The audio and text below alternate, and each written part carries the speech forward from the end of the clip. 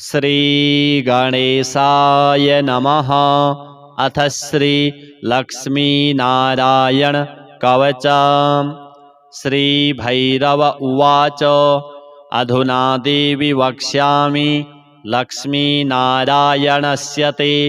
कवचं मन्त्रगर्भं च वज्रपञ्जरकाख्यया। श्रीवज्रपञ्जरं नाम कवचं परमाद्भुतं रहस्यं सर्वदेवानां साधकानां विशेषतः यं धृत्वा भगवान् देवः प्रसीदति परः पुमान् यस्य धारणमात्रेण ब्रह्मालोकपितामहः। ईश्वरोऽहं शिवो भीमो वासवोऽपि दिवस्पतिः सूर्यस्तेजो निधिर्देवी चन्द्रमास्तारकेश्वरः वायुश्च बलवान् लोके वरुणो यादसाम्पतिः कुबेरोऽपि धनाध्यक्षो धर्मराजो यमः स्मृतः यं धृत्वा सहसा विष्णुः संहरिष्यति दानवान् जघान रावणादीश्च किं वक्ष्येऽहमतः परं कवचस्यास्य सुभगे कथितोऽयं मुनिः शिवः त्रिष्टुप्छन्दो देवता च लक्ष्मीनारायणो मतः रमा बीजं पराशक्तिस्तारं कीलकमीश्वरी भोगापवर्गसिद्ध्यर्थं विनियोग इति स्मृतः। ॐ अस्य श्री लक्ष्मीनारायणकवचस्य शिवः ऋषिः त्रिष्टोप्छन्दः श्रीलक्ष्मीनारायणदेवता श्रीं बीजां ह्रीं शक्तिः ॐ कीलकां भोगापवर्गसिद्ध्यर्थे पाठे विनियोगः। ध्यानं पूर्णेन्दुवदनं पीतवसनं कमलासनं लक्ष्म्याश्रितं चतुर्बाहुं लक्ष्मीनारायणं भजे। अथ कवचम्। ॐ वासुदेवोऽवतु मे मस्तकं सशिरोरुहां ह्रीं ललाटं सदा पातु लक्ष्मीविष्णुः समन्ततः ह्यसौ नेत्रेवताल्लक्ष्मी गोविन्दो जगतां पतिः ह्रीं नासां सर्वदा पातु लक्ष्मी दामोदरः प्रभुः श्रीं मुखं सततं पातु देवो लक्ष्मी त्रिविक्रमः लक्ष्मीकण्ठं सदा पातु देवो लक्ष्मीजनार्दनः नारायणाय बाहू मे पातु लक्ष्मीगदाग्रजः नमः पार्श्वौ सदा पातु लक्ष्मीनन्दैकनन्दनः आं ईं ईं पातु वक्षो ॐ लक्ष्मी त्रिपुरेश्वरः ॐ ह्रीं ह्रीं पातु कुक्षिं ह्रीं लक्ष्मी गरुडध्वजः ह्रीं ह्रीं ऐं ऐं पातु पृष्ठं ह्यसौ लक्ष्मी नृसिंहकः ॐ औं अः पातु नाभिं ह्रीं लक्ष्मी विष्टरस्रवः कं खं गं घं गुदं पातु श्रीं लक्ष्मी कैटभान्तकः चं छं जं झं पातु शिश्नं लक्ष्मी लक्ष्मीश्वरः प्रभुः टं ठं डं ढं कटिं पातु नारायणाय नायकः तं थं दं धं पातु चोरु नमो लक्ष्मी जगत्पतिः पं फं बं भं पातु जानु ॐ ह्रीं लक्ष्मी चतुर्भुजः यं रं लं वं पातु जङ्घे ह्यसौ लक्ष्मी गदाधरः शं शं सं हं पातु गुल्फौ ह्रीं श्रीं लक्ष्मी रथाङ्गभृत् लं क्षः पादौ सदा पातु मूलं लक्ष्मी सहस्रपात् अङं यं अणं नं मं मे पातु लक्ष्मी सह सकलं वपुः इन्द्रो मां पूर्वतः पातु वह निर्वहनौ सदावतु यमो मां दक्षिणे पातु नैररित्यां निररितिश्च मां वरुणः पश्चिमेऽव्यान्मां वायव्येवतु मां मरुत् उत्तरे धनदः पायात् ऐशान्यामीश्वरो वतु वज्रशक्तिदण्डखड्ग पाशयष्टिध्वजाङ्किताः सशूलाः सर्वदा पान्तु दिगीषाः परमार्थदाः अनन्तः पात्वधो नित्यम् ऊर्ध्वे ब्रह्मावताच्च मां दश दिक्षु सदा पातु लक्ष्मीनारायणः प्रभुः प्रभाते पातु मां विष्णुर्मध्याह्ने वासुदेवकः दामोदरोऽवतात् सायं निषादौ नरसिंहकः शङ्कर्षणोर्धरात्रेऽव्यात् प्रभातेऽव्यात् त्रिविक्रमः अनिरुद्धः सर्वकालं विश्वक्सेनश्च सर्वतः रणे राजकुले द्यूते विवादे शत्रुसङ्कटे ॐ ह्रीं ह्सौः ह्रीं श्रीं मूलं लक्ष्मीनारायणोऽवतु ॐ ॐ ॐ रणराजचौररिपुतः पायाच्च मां केशवः ह्रीं ह्रीं ह्रीं ह्यः ह्सौः ह्यसे ह्सौः वह्निर्वतान् माधवः ह्रीं ह्रीं ह्रीं जलपर्वताग्निभयतः पायादनन्तो विभुः श्रीं श्रीं श्रीं शशशाललं प्रतिदिनं लक्ष्मीधवः पातु माम् इतीदं कवचं दिव्यं वज्रपञ्जरकाभिधं लक्ष्मीनारायणस्येष्टं चतुर्वर्गफलप्रदं सर्वसौभाग्यनिलयं सर्वसारस्वतप्रदं लक्ष्मीसंवननं तत्त्वं परमार्थरसायनं मन्त्रगर्भं जगत्सारं रहस्यं त्रिदिवौकसां दशवारं पठेद्रात्रौ रतान्ते वैष्णवोत्तमः स्वप्ने वरप्रदं पश्येल् लक्ष्मीनारायणं सुधीः त्रिसन्ध्यं यः पठेन्नित्यं कवचं मनमुखोदितं स याति परमं धाम वैष्णवं वैष्णवेश्वरः महाचीनपदस्थोऽपि यः पठेदात्मचिन्तकः आनन्दपूरितस्तूर्णं लभेत् मोक्षं स साधकः गन्धाष्टकेन विलिखेत् रवौ भूर्जे जपन्मनुं पीतसूत्रेण संवेष्ट्य सौवर्णेनाथ वेष्टयेत् धारयेत् गुटिकां मूर्ध्नि लक्ष्मीनारायणं स्मरन् रणे रिपुन्विजित्यासु कल्याणी गृहमाविशेत् वन्ध्या वा काकवन्ध्या वा मृतवत्सा च याङ्गना सावध्नीयान् कण्ठदेशे लभेत् पुत्राश्चिरायुषः गुरुपदे सतो धृत्वा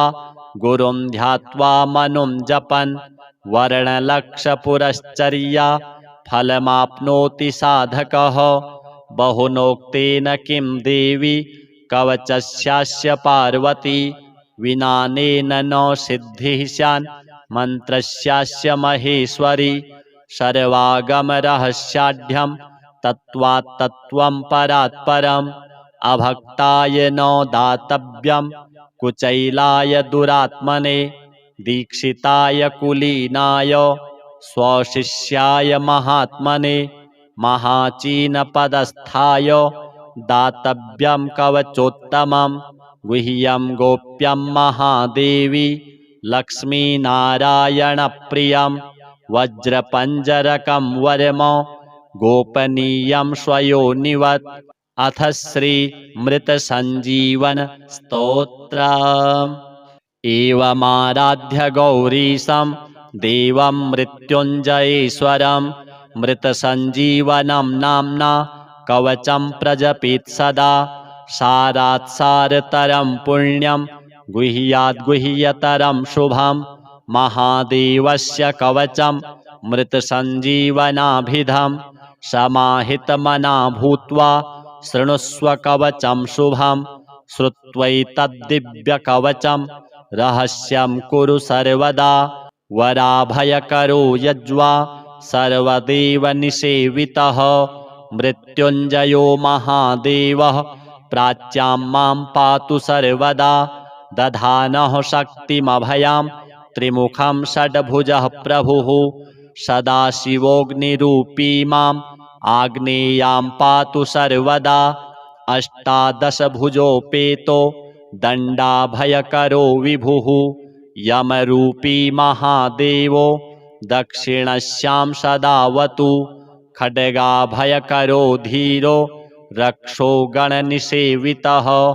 रक्षोरूपी महेशो मां नैररित्यां सर्वदावतु पाशाभयभुजः सर्व रत्नाकरनिषेवितः वरुणात्मा महादेवः पश्चिमे मां सदावतु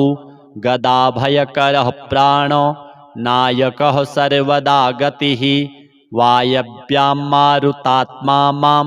शङ्करः पातु सर्वदा शङ्खाभयकरस्थो मां नायकः परमेश्वरः सर्वात्मान्तरदिग्भागे पातु मां शङ्करः प्रभुः शूलाभयकरः सर्व विद्यानमधिनायकः ईशानात्मा तथैशान्यां पातु मां परमेश्वरः ऊर्ध्वभागे ब्रह्मरूपी विश्वात्माधः सदावतु शिरो मे शङ्करः पातु ललाटं चन्द्रशेखरः भ्रूमध्यं सर्वलोकेशस्त्रिनेत्रो लोचनेवतु भ्रूयुग्मं गिरिशः पातु कर्णौ पातु महेश्वरः नासिकां मे महादेव ओष्ठौ पातु वृषध्वजः जिह्वां मे दक्षिणामूर्तिर्दन्तान् मे गिरिशोऽवतु मृत्युञ्जयो मुखं पातु कण्ठं मे नागभूषणः पिनाकी मत्करौ पातु त्रिशूली हृदयं मम पञ्चवक्त्रः स्तनौ पातु उदरं जगदीश्वरः नाभिं पातु विरूपाक्षः पार्श्वौ मे पार्वतीपतिः कटिद्वयं गिरीशो मे पृष्ठं मे प्रमथाधिपः गुह्यं महेश्वरः पातु ममोरु पातु भैरवः जानुनी मे जगद्धर्ता जङ्घे मे जगदम्बिका पादौ मे सततं पातु लोकवन्द्यः सदाशिवः गिरिशः पातु मे भार्यां भवः पातु सुतान् मम मृत्युञ्जयो ममायुष्यं चित्तं मे गणनायकः सर्वाङ्गं मे सदा पातु कालकालः सदाशिवः एतत्ते कवचं पुण्यं देवतानां च दुर्लभं मृतसञ्जीवनं नाम्ना महादेवेन कीर्तितं सहस्रावर्तनं चास्य पुरश्चरणमीरितं यः पठेत् शृणुयान्नित्यं श्रावयेत् सुसमाहितः सकालमृत्युं निर्जित्य सदायुष्यं समश्नुते हस्तेन वा यदा स्पृष्ट्वा मृतं सञ्जीवयत्यसौ आधयो व्याधयस्तस्य न भवन्ति कदाचन कालमृत्युमपि प्राप्तमसौ जयति सर्वदा अणिमादिगुणैश्वर्यं लभते मान उत्तमः युद्धारम्भे पठित्वेदम् अष्टाविंशतिवारकं युद्धमध्ये स्थितः शत्रुः सद्यः सर्वैर्न दृश्यते न ब्रह्मादीनि चास्त्राणि क्षयं कुर्वन्ति तस्य वै विजयं लभते देव युद्धमध्येऽपि सर्वदा प्रातरुत्थाय सततं यः पठेत् कवचं शुभम् अक्षय्यं लभते सौख्यम् इह लोके परत्र च सर्वव्याधिविनिर्मुक्तः सर्वरोगविवर्जितः अजरामरणो भूत्वा सदा षोडशवार्षिकः विचरत्यखिलान् लोकान् प्राप्य भोगांश्च दुर्लभान् तस्मादिदं महागोप्यं कवचं समुदाहृतं मृतसञ्जीवनं नाम्ना दैवतैरपि दुर्लभम् अथ श्रीचन्द्रकवचम् अस्य श्रीचन्द्रकवचस्तोत्रमन्त्रस्य गौतमऋषिः अनुष्टुप् छन्दः श्रीचन्द्रो देवता चन्द्रप्रीत्यर्थं जपे विनियोगः। समं चतुर्भुजं वन्दे केयूरमुकुटोज्ज्वलं वासुदेवस्य नयनं शङ्करस्य च भूषणम्। एवं ध्यात्वा जपे नित्यं शशिनः कवचं शुभं। शशि पातु शिरोदेशं भालं पातु कलानिधिः। चक्षुषी चन्द्रमाः पातु श्रुति पातु निशापतिः। प्राणं क्षपाकरः पातु मुखं कुमुदबान्धवः। पातु कण्ठं च मे सोमः स्कन्धे जैवात्रिकस्तथा। करौ सुधाकरः पातु वक्षः पातु निशाकरः। हृदयं पातु मे चन्द्रो नाभिं शङ्करभूषणः। मध्यं पातु सुरश्रेष्ठः कटिं पातु सुधाकरः। ऊरू तारापतिः पातु मृगाङ्को जानुनी सदा। अब्धिजः पातु मे जङ्घे पातु पादौ विधुः सदा। सर्वाण्यन्यानि चाङ्गानि पातु चन्दूखिलं वपुः। एतद्धि कवचं दिव्यं भुक्तिमुक्तिप्रदायकं। यः पठेत् शृणुयाद्वापि सर्वत्र विजयी भवेत्। अथ श्री अष्टलक्ष्मी स्तोत्रम्। सुमनसवन्दितसुन्दरि माधवी चन्द्रसहोदरि हेममये। मुनिगणमण्डितमोक्षप्रदायिनि मञ्जुलभाषिणि वेदनुते।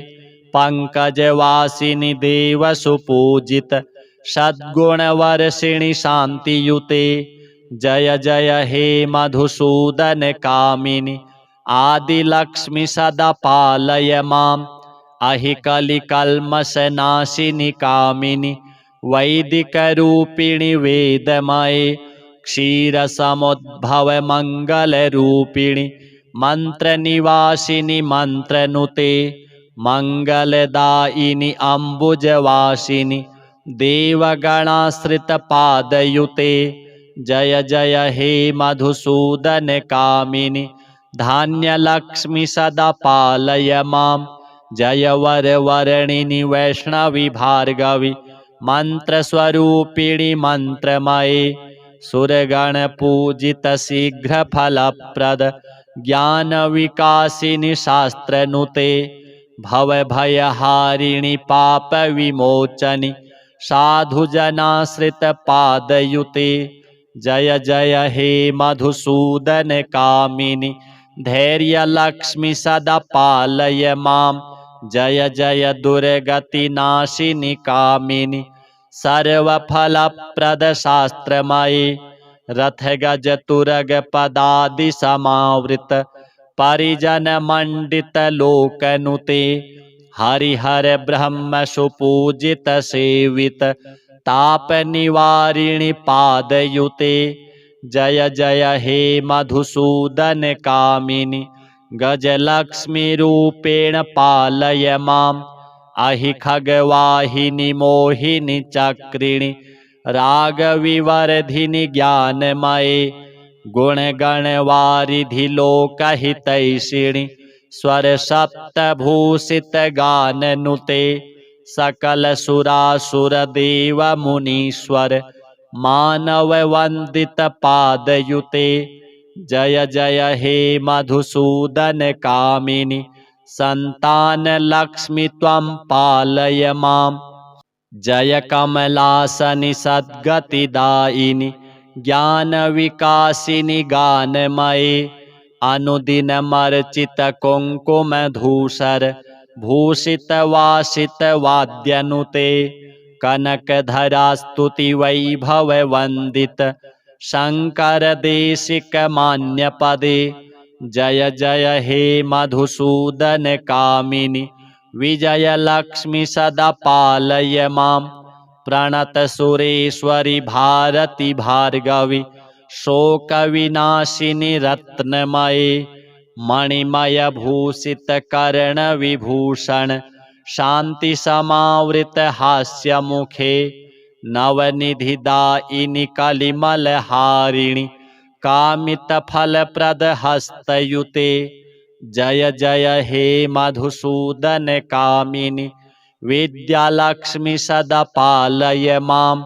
धिमि धिमि धिन धिमि धिन धिमि धिन धिमि द्वन्द्वभिनाद सुपूर्णमये घुम घुम घुं घुम घुं घुम घुं घुम शङ्खनिनाद सुवाद्यनुते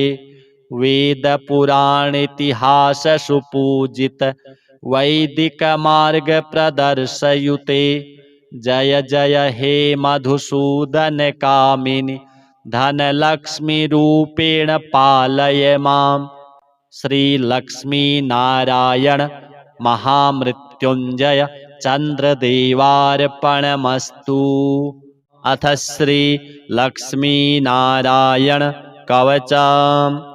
श्री भैरव उवाच अधुना देवी वक्ष्यामि लक्ष्मीनारायणस्य ते कवचं मन्त्रगर्भं च वज्रपञ्जरकाख्यया श्रीवज्रपञ्जरं नाम कवचं परमाद्भुतं रहस्यं सर्वदेवानां साधकानां विशेषतः यं धृत्वा भगवान् देवः प्रसीदति परः पुमान् यस्य धारणमात्रेण ब्रह्मालोकपितामहः ईश्वरोऽहं शिवो भीमो वासवोऽपि दिवस्पतिः सूर्यस्तेजो निधिर्देवी चन्द्रमास्तारकेश्वरः वायुश्च बलवान् लोके वरुणो यादसाम्पतिः कुबेरोऽपि धनाध्यक्षो धर्मराजो यमः स्मृतः यं धृत्वा सहसा विष्णुः संहरिष्यति दानवान् जघान रावणादीश्च किं वक्ष्येऽहमतः परं कवचस्यास्य सुभगे कथितोऽयं मुनिः शिवः तृष्टुप्छन्दो देवता च लक्ष्मीनारायणो मतः रमा बीजं पराशक्तिस्तारं कीलकमीश्वरी भोगापवर्गसिद्ध्यर्थं विनियोग इति स्मृतः। ॐ अस्य श्री लक्ष्मीनारायणकवचस्य शिवः ऋषिः तृष्टोप्छन्दः श्रीलक्ष्मीनारायणदेवता श्रीं बीजां ह्रीं शक्तिः ॐ कीलकां भोगापवर्गसिद्ध्यर्थे पाठे विनियोगः। ध्यानं पूर्णेन्दुवदनं पीतवसनं कमलासनं लक्ष्म्याश्रितं चतुर्बाहुं लक्ष्मीनारायणं भजे। अथ कवचम्। ॐ वासुदेवो वतु मे मस्तकं सशिरोरुहं ह्रीं ललाटं सदा पातु लक्ष्मीविष्णुः समन्ततः ह्यसौ नेत्रेवताल्लक्ष्मी गोविन्दो जगतां पतिः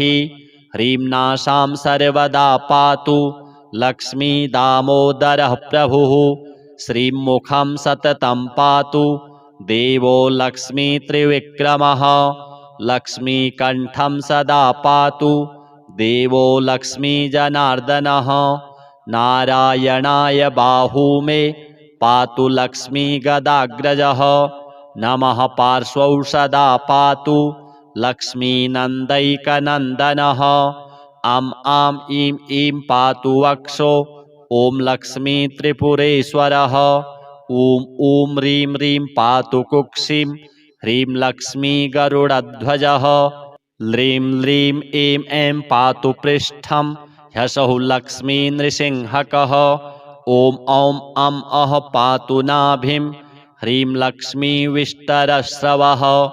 कं खं गं घं गुदं पातु श्रीं लक्ष्मी कैटभान्तकः चं छं झं झं पातु शिश्नं लक्ष्मी लक्ष्मीश्वरः प्रभुः टं ठं डं ढं कटिं पातु नारायणाय नायकः तं थं दं धं पातु चोरु नमो लक्ष्मी जगत्पतिः पं फं बं भं पातु जानु ॐ ह्रीं लक्ष्मी चतुर्भुजः यं रं लं वं पातु जङ्घे ह्सौः लक्ष्मीगदाधरः शं शं शं हं पातु गुल्फौ ह्रीं श्रीं लक्ष्मीरथाङ्गभृत् लं क्षः पादौ सदा पातु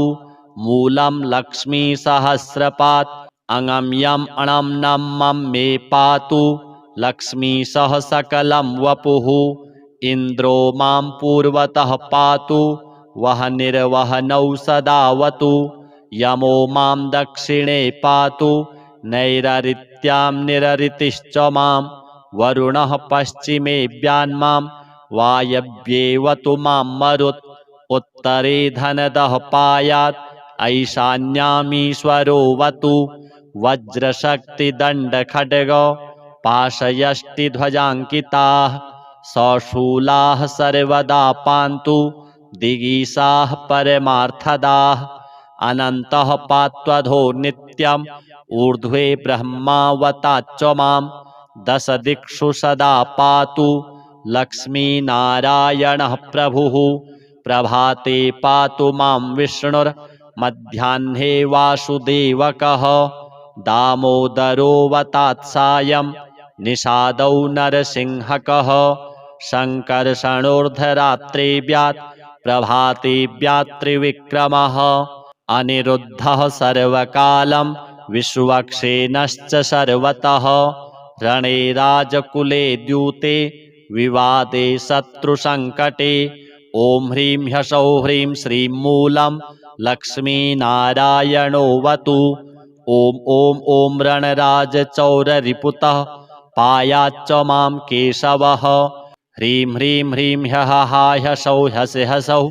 वह्निर्वतान्माधवः ह्रीं ह्रीं ह्रीं जलपर्वताग्निभयतः पायादनन्तो विभुः श्रीं श्रीं श्रीं शशशाललं प्रतिदिनं लक्ष्मीधवः पातु माम् इतीदं कवचं दिव्यं वज्रपञ्जरकाभिधं लक्ष्मीनारायणस्येष्टं चतुर्वर्गफलप्रदं सर्वसौभाग्यनिलयं सर्वसारस्वतप्रदं लक्ष्मीसंवननं तत्त्वं परमार्थरसायनं मन्त्रगर्भं जगत्सारं रहस्यं त्रिदिवौकसां दशवारं पठेद्रात्रौ रतान्ते वैष्णवोत्तमः स्वप्ने वरप्रदं पश्येल् लक्ष्मीनारायणं सुधीः त्रिसन्ध्यं यः पठेन्नित्यं कवचं मनमुखोदितं स याति परमं धाम वैष्णवं वैष्णवेश्वरः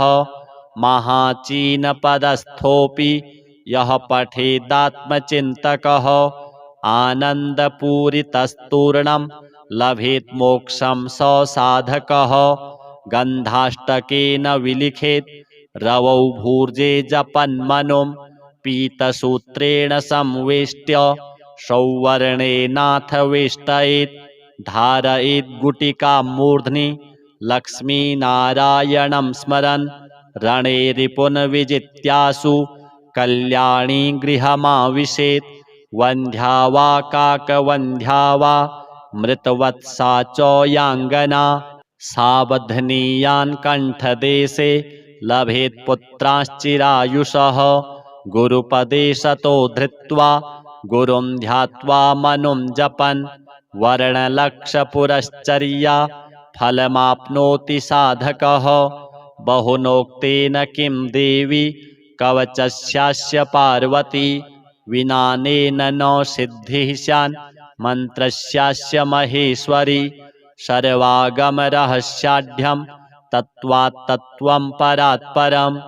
अभक्ताय न दातव्यं कुचैलाय दुरात्मने दीक्षिताय कुलीनाय स्वशिष्याय महात्मने महाचीनपदस्थाय दातव्यं कवचोत्तमं गुह्यं गोप्यं महादेवी लक्ष्मीनारायणप्रियं वज्रपञ्जरकं वरम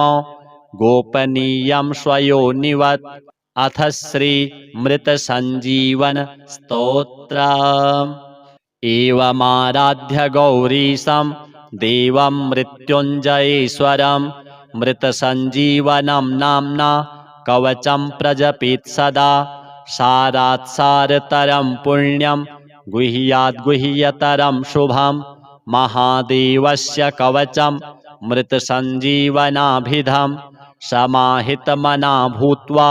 शृणुष्व कवचं शुभं श्रुत्वैतद्दिव्यकवचं रहस्यं कुरु सर्वदा वराभयकरो यज्वा सर्वदेवनिसेवितः मृत्युञ्जयो महादेवः प्राच्यां मां पातु सर्वदा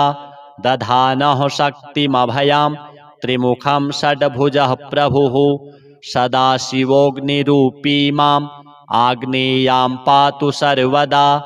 अष्टादशभुजोपेतो दण्डाभयकरो विभुः यमरूपी महादेवो दक्षिणस्यां सदावतु खड्गाभयकरो धीरो रक्षो गणनिसेवितः रक्षोरूपी महेशो मां नैररित्यां सर्वदावतु पाशाभयभुजः सर्व रत्नाकरनिसेवितः वरुणात्मा महादेवः पश्चिमे मां सदावतु गदाभयकरः प्राणो नायकः सर्वदा गतिः वायव्यां मारुतात्मा मां शङ्करः पातु सर्वदा शङ्खाभयकरस्थो मां नायकः परमेश्वरः सर्वात्मान्तरदिग्भागे पातु मां शङ्करः प्रभुः शूलाभयकरः सर्वविद्यानमधिनायकः ईशानात्मा तथैशान्यां पातु मां परमेश्वरः ऊर्ध्वभागे ब्रह्मरूपी विश्वात्माधः सदावतु शिरो मे शङ्करः पातु ललाटं चन्द्रशेखरः भ्रूमध्यं सर्वलोकेशस्त्रिनेत्रो लोचनेवतु भ्रूयुग्मं गिरिशः पातु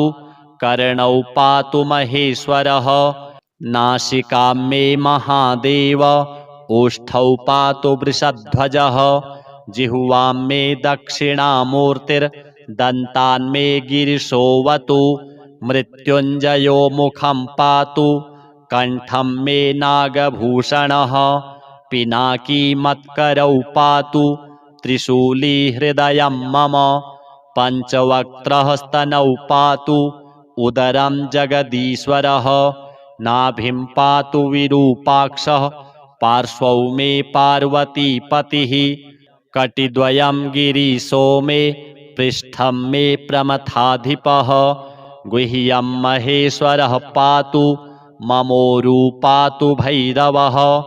जानुनी मे जगद्धर्ता जङ्घे मे जगदम्बिका पादौ मे सततं पातु लोकवन्द्यः सदाशिवः गिरिशः पातु मे भार्यां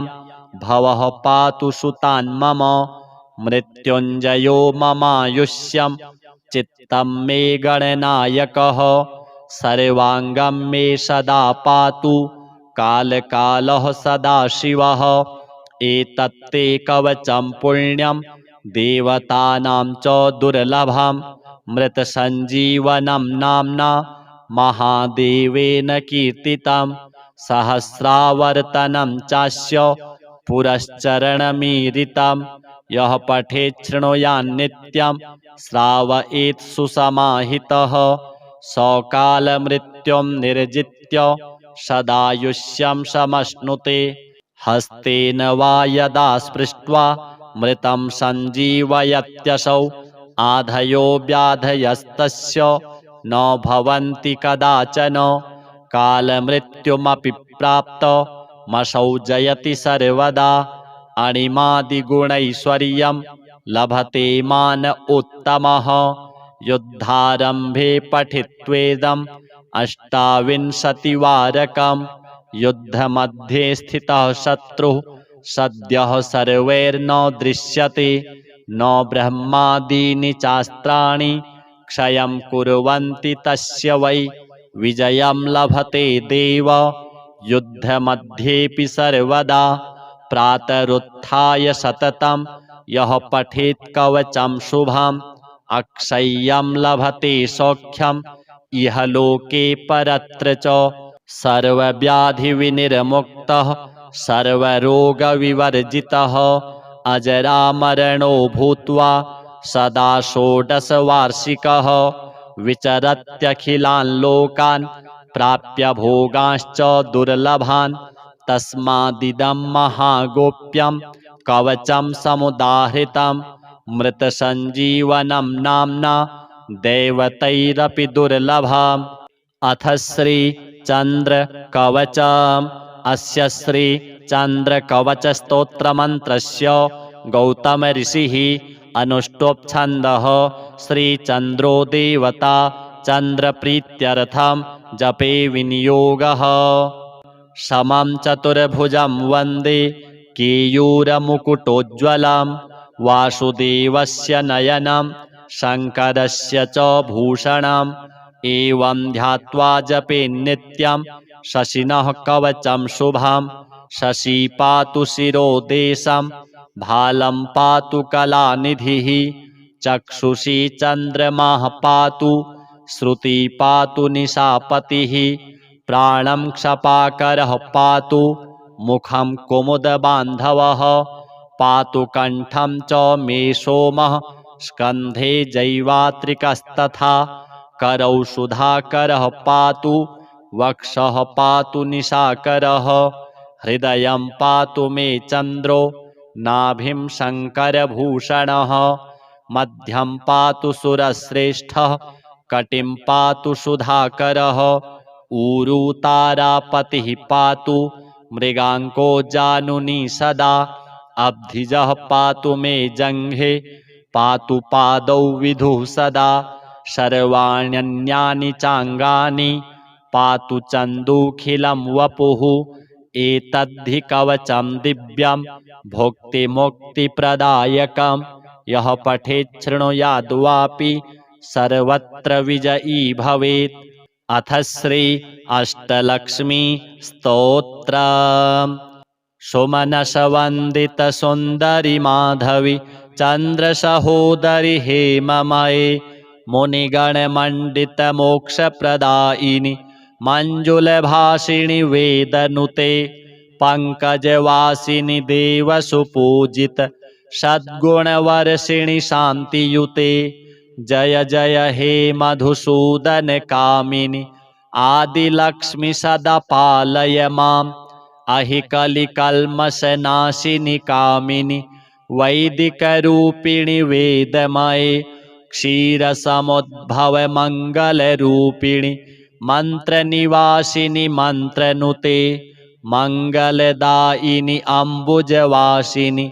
देवगणाश्रितपादयुते जय जय हे मधुसूदन कामिनि धान्यलक्ष्मि सदा पालय माम् जय वरवर्णिनि वैष्णवि भार्गवि मन्त्रस्वरूपिणि मन्त्रमये सुरगणपूजित शीघ्रफलप्रद ज्ञानविकासिनि शास्त्रनुते भवभयहारिणि पापविमोचनि साधुजनाश्रितपादयुते जय जय हे मधुसूदन कामिनि धैर्यलक्ष्मि सदा पालय माम् जय जय दुर्गतिनाशिनि कामिनि सर्वफलप्रद शास्त्रमये रथगज तुरग पदादि समावृत परिजनमण्डित लोकनुते हरिहर ब्रह्म सुपूजित सेवित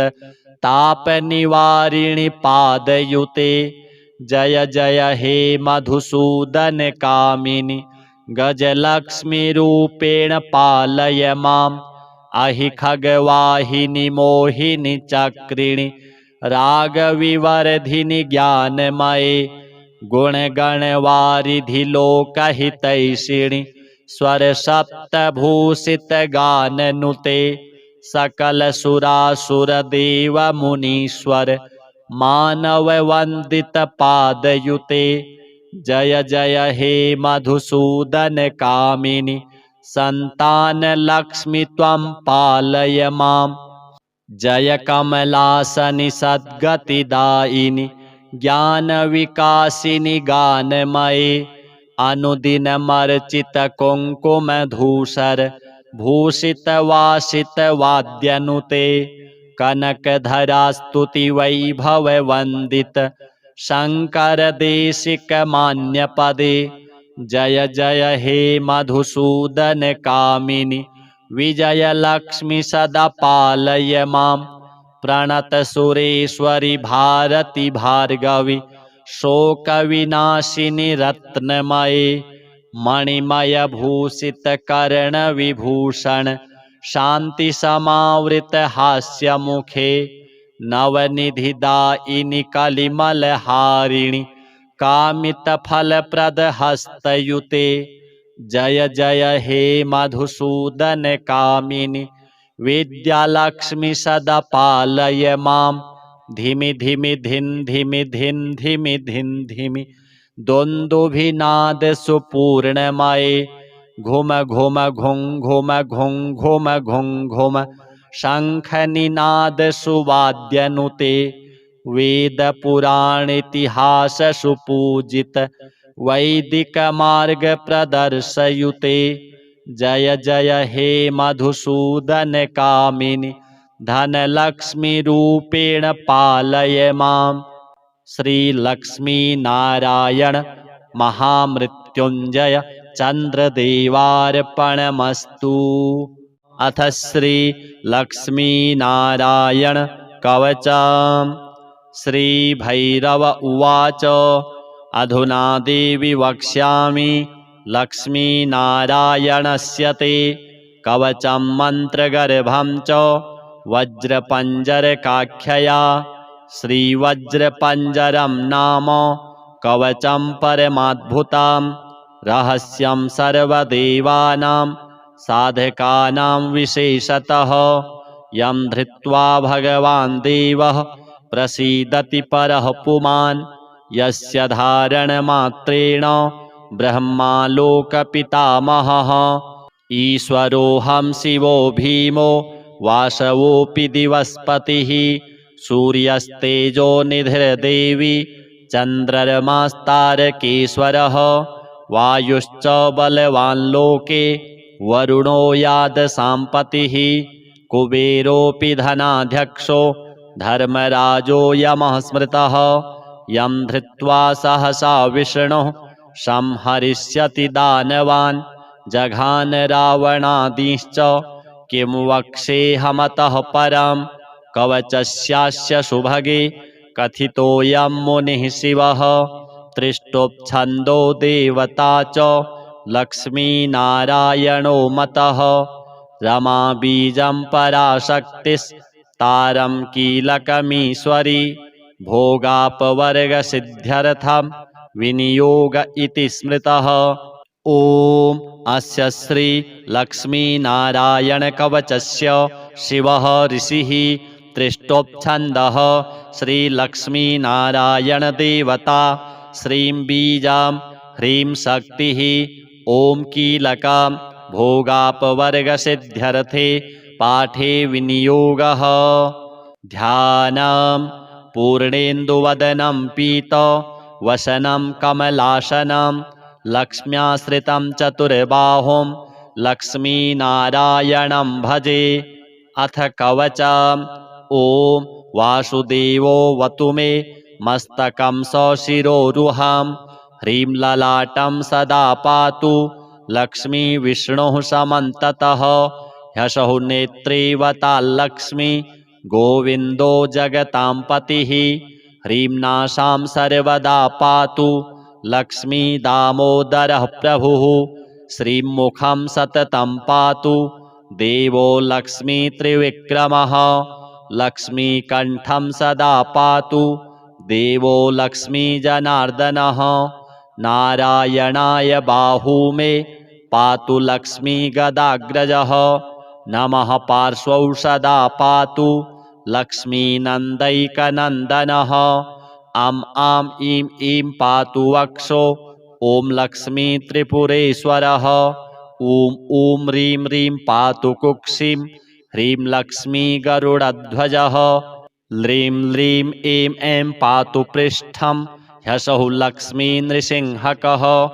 ॐ औं अं अः पातु नाभिं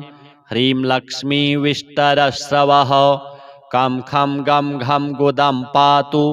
श्रीं लक्ष्मी कैटभान्तकः चं छं जं झं पातु शिश्नं लक्ष्मी लक्ष्मीश्वरः प्रभुः टं ठं डं ढं कटिं पातु नारायणाय नायकः तं थं दं धं पातु चोरु नमो लक्ष्मी जगत्पतिः पं फं बं भं पातु जानु ॐ ह्रीं लक्ष्मी चतुर्भुजः यं रं लं वं पातु जङ्घे ह्सौः लक्ष्मी गदाधरः शं शं सं हं पातु गुल्फौ ह्रीं श्रीं लक्ष्मी रथाङ्गभृत् लं क्षः पादौ सदा पातु मूलं लक्ष्मी सहस्रपात् अङं यं अणं नं मं मे पातु लक्ष्मी सह सकलं वपुः इन्द्रो मां पूर्वतः पातु वह निर्वहनौ सदावतु यमो मां दक्षिणे पातु नैररित्यां निररितिश्च मां वरुणः पश्चिमे व्यान्मां वायव्येवतु मां मरुत् उत्तरे धनदः पायात् ऐशान्यामीश्वरोऽवतु वज्रशक्तिदण्डखड्ग पाशयष्टिध्वजाङ्किताः सशूलाः सर्वदा पान्तु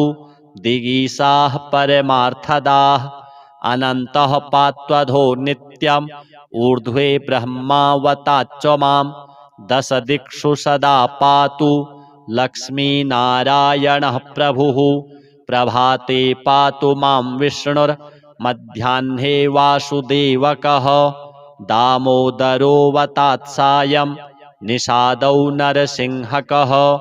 शङ्कर्षणोर्धरात्रेव्यात् प्रभातेव्यात् त्रिविक्रमः अनिरुद्धः सर्वकालं विश्वक्सेनश्च सर्वतः रणे राजकुले द्यूते विवादे शत्रुसङ्कटे ॐ ह्रीं ह्सौः ह्रीं श्रीं मूलं लक्ष्मीनारायणोऽवतु ॐ ॐ ॐ रणराजचौररिपुतः पायाच्च मां केशवः ह्रीं ह्रीं ह्रीं ह्यः ह्सौः ह्यसे ह्सौः वह्निर्वतान् माधवः ह्रीं ह्रीं ह्रीं जलपर्वताग्निभयतः पायादनन्तो विभुः श्रीं श्रीं श्रीं शशशाललं प्रतिदिनं लक्ष्मीधवः पातु माम् इतीदं कवचं दिव्यं वज्रपञ्जरकाभिधं लक्ष्मीनारायणस्येष्टं चतुर्वर्गफलप्रदं सर्वसौभाग्यनिलयं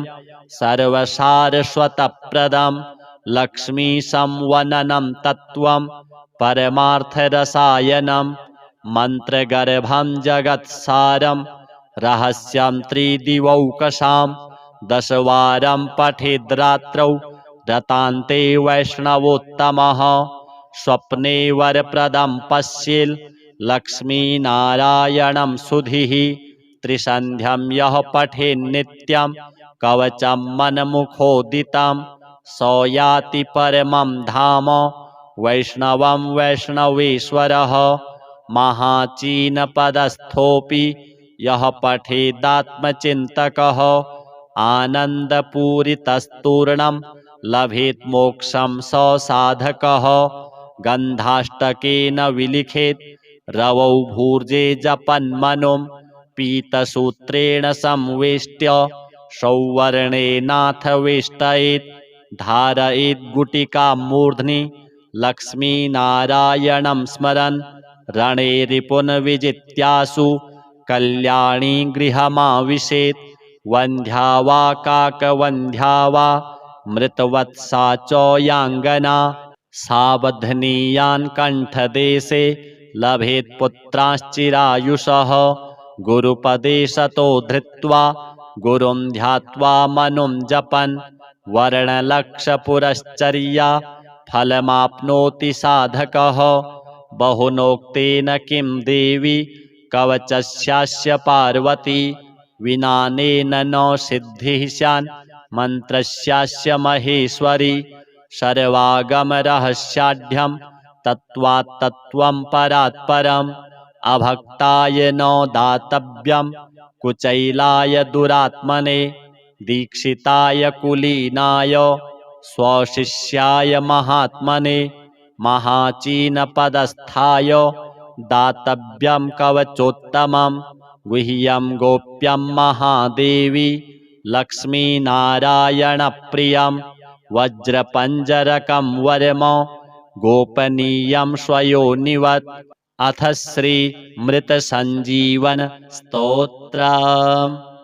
एवमाराध्य गौरीशं देवं मृत्युञ्जयेश्वरं मृतसञ्जीवनं नाम्ना कवचं प्रजपेत् सदा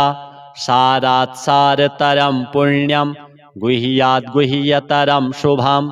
महादेवस्य कवचं मृतसञ्जीवनाभिधं समाहितमना भूत्वा शृणुष्व कवचं शुभं श्रुत्वैतद्दिव्यकवचं रहस्यं कुरु सर्वदा वराभयकरो यज्वा सर्वदेवनिसेवितः मृत्युञ्जयो महादेवः प्राच्यां मां पातु सर्वदा दधानः शक्तिमभयां त्रिमुखं षड्भुजः प्रभुः सदाशिवोऽग्निरूपी माम् आग्नेयां पातु सर्वदा अष्टादशभुजोपेतो दण्डाभयकरो विभुः यमरूपी महादेवो दक्षिणस्यां सदावतु खड्गाभयकरो धीरो रक्षो गणनिसेवितः रक्षोरूपी महेशो मां नैररित्यां सर्वदावतु पाशाभयभुजः सर्व रत्नाकरनिसेवितः वरुणात्मा महादेवः पश्चिमे मां सदावतु गदाभयकरः प्राणो नायकः सर्वदा गतिः वायव्यां मारुतात्मा मां शङ्करः पातु सर्वदा शङ्खाभयकरस्थो मां नायकः परमेश्वरः सर्वात्मान्तरदिग्भागे पातु मां शङ्करः प्रभुः शूलाभयकरः सर्व विद्यानमधिनायकः ईशानात्मा तथैशान्यां पातु मां परमेश्वरः ऊर्ध्वभागे ब्रह्मरूपी विश्वात्माधः सदावतु शिरो मे शङ्करः पातु ललाटं चन्द्रशेखरः भ्रूमध्यं सर्वलोकेशस्त्रिनेत्रो लोचनेवतु भ्रूयुग्मं गिरिशः पातु कर्णौ पातु महेश्वरः नासिकां मे महादेव ओष्ठौ पातु वृषध्वजः जिह्वां मे दक्षिणामूर्तिर्दन्तान् मे गिरिशोऽवतु मृत्युञ्जयो मुखं पातु कण्ठं मे नागभूषणः पिनाकी मत्करौ पातु त्रिशूली हृदयं मम पञ्चवक्त्रः स्तनौ पातु उदरं जगदीश्वरः नाभिं पातु विरूपाक्षः पार्श्वौ मे पार्वतीपतिः कटिद्वयं गिरीशो मे पृष्ठं मे प्रमथाधिपः गुह्यं महेश्वरः पातु ममोरु पातु भैरवः जानुनी मे जगद्धर्ता जङ्घे मे जगदम्बिका पादौ मे सततं पातु लोकवन्द्यः सदाशिवः गिरिशः पातु मे भार्यां भवः पातु सुतान् मम मृत्युञ्जयो ममायुष्यं चित्तं मे गणनायकः सर्वाङ्गं मे सदा पातु कालकालः सदाशिवः एतत्ते कवचं पुण्यं देवतानां च दुर्लभं मृतसञ्जीवनं नाम्ना महादेवेन कीर्तितं सहस्रावर्तनं चास्य पुरश्चरणमीरितं यः पठेत् शृणुयान्नित्यं श्रावयेत् सुसमाहितः सकालमृत्युं निर्जित्य सदायुष्यं समश्नुते हस्तेन वा यदा स्पृष्ट्वा मृतं सञ्जीवयत्यसौ आधयो व्याधयस्तस्य न भवन्ति कदाचन कालमृत्युमपि प्राप्तमसौ जयति सर्वदा अणिमादिगुणैश्वर्यं लभते मान उत्तमः युद्धारम्भे पठित्वेदम् अष्टाविंशतिवारकम् युद्धमध्ये स्थितः शत्रुः सद्यः सर्वैर्न दृश्यते न ब्रह्मादीनि चास्त्राणि क्षयं कुर्वन्ति तस्य वै विजयं लभते देव युद्धमध्येऽपि सर्वदा प्रातरुत्थाय सततं यः पठेत् कवचं शुभम् अक्षय्यं लभते सौख्यम् इह लोके परत्र च सर्वव्याधिविनिर्मुक्तः सर्वरोगविवर्जितः अजरामरणो भूत्वा सदा षोडशवार्षिकः विचरत्यखिलान् लोकान् प्राप्य भोगांश्च दुर्लभान् तस्मादिदं महागोप्यं कवचं समुदाहृतं मृतसञ्जीवनं नाम्ना दैवतैरपि दुर्लभम् अथ श्री चंद्र कवचम् अस्य श्री चंद्र कवच स्तोत्र मंत्रस्य गौतम ऋषिः अनुष्टोपछन्दः श्री चंद्रो देवता चंद्र प्रीत्यर्थं जपे विनियोगः समं चतुर्भुजं वन्दे केयूरमुकुटोज्ज्वलं वासुदेवस्य नयनं शङ्करस्य च भूषणम् एवं ध्यात्वा जपे नित्यं शशिनः कवचं शुभं शशि पातु शिरोदेशं भालं पातु कलानिधिः चक्षुषी चन्द्रमाः पातु श्रुति पातु निशापतिः प्राणं क्षपाकरः पातु मुखं कुमुदबान्धवः पातु कण्ठं च मे सोमः स्कन्धे जैवात्रिकस्तथा करौ सुधाकरः पातु वक्षः पातु निशाकरः हृदयं पातु मे चन्द्रो नाभिं शङ्करभूषणः मध्यं पातु सुरश्रेष्ठः कटिं पातु सुधाकरः ऊरू तारापतिः पातु मृगाङ्को जानुनी सदा अब्धिजः पातु मे जङ्घे पातु पादौ विधुः सदा सर्वाण्यन्यानि चाङ्गानि पातु चन्दूखिलं वपुः एतद्धि कवचं दिव्यं भुक्तिमुक्तिप्रदायकं यः पठेत् शृणुयाद्वापि सर्वत्र विजयी भवेत् अथ श्री अष्टलक्ष्मी स्तोत्रम् सुमनसवन्दित सुन्दरि माधवी चन्द्रसहोदरि हेममये मुनिगणमण्डित मोक्षप्रदायिनि मञ्जुलभाषिणि वेदनुते पङ्कजवासिनि देवसुपूजित सद्गुणवर्षिणि शान्तियुते जय जय हे मधुसूदन कामिनि आदिलक्ष्मि सदा पालय माम् अहिकलिकल्मषनाशिनि कामिनि वैदिकरूपिणि वेदमये क्षीरसमुद्भवमङ्गलरूपिणि मन्त्रनिवासिनि मन्त्रनुते मङ्गलदायिनि अम्बुजवासिनि देवगणाश्रितपादयुते जय जय हे मधुसूदन कामिनि धान्यलक्ष्मि सदा पालय माम् जय वरवर्णिनि वैष्णवी भार्गवी मन्त्रस्वरूपिणि मन्त्रमये सुरगणपूजित शीघ्रफलप्रद ज्ञानविकासिनि शास्त्रनुते भवभयहारिणि पापविमोचनि साधुजनाश्रितपादयुते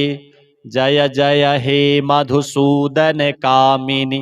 धैर्यलक्ष्मि सदा पालय माम् जय जय दुर्गतिनाशिनि कामिनि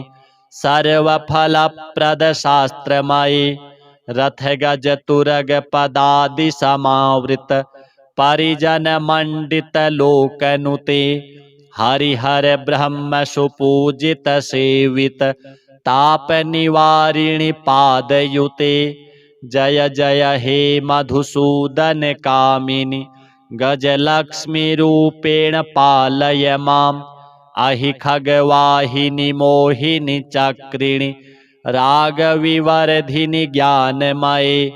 गुणगणवारिधि लोकहितैषिणि स्वर सप्तभूषित गाननुते। सकल सुरासुर देव मुनीश्वर मानव वंदित पादयुते। जय जय हे मधुसूदन कामिनि संतान लक्ष्मी त्वं पालय माम्। जय कमलासनि सद्गतिदायिनि ज्ञान विकासिनि गानमये। अनुदिनमर्चित कुंकुम धूसर भूषित वासित वाद्यनुते। कनकधरा स्तुति वैभव वंदित शंकर देशिक मान्य पदे। जय जय हे मधुसूदन कामिनि विजय लक्ष्मी सदा पालय माम्। प्रणत सुरेश्वरि भारती भार्गवी शोक विनाशिनि रत्नमये। मणिमय भूषित कर्ण विभूषण शांति समावृत हास्य मुखे। नवनिधि दायिनि कलिमल हारिणि कामित फल प्रद हस्तयुते।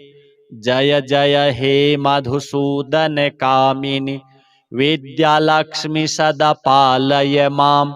धिमि धिमि धिन धिमि धिन धिमि धिन धिमि दोन्दुभिनाद सुपूर्णमये। घुम घुम घुं घुम घुं घुम घुं घुम शंख निनाद सुवाद्यनुते। वेद पुराण इतिहास सुपूजित वैदिक मार्ग प्रदर्शयुते। जय जय हे मधुसूदन कामिनि धन लक्ष्मी रूपेण पालय माम्। श्री लक्ष्मी नारायण महामृत्युंजय चंद्रदेवार्पणमस्तु। अथ श्री लक्ष्मी नारायण कवचम्। श्री भैरव उवाच अधुना देवी वक्ष्यामि लक्ष्मी नारायणस्य ते कवचं मन्त्रगर्भं च वज्रपञ्जरकाख्यया। श्रीवज्रपञ्जरं नाम कवचं परमाद्भुतं रहस्यं सर्वदेवानां साधकानां विशेषतः। यं धृत्वा भगवान् देवः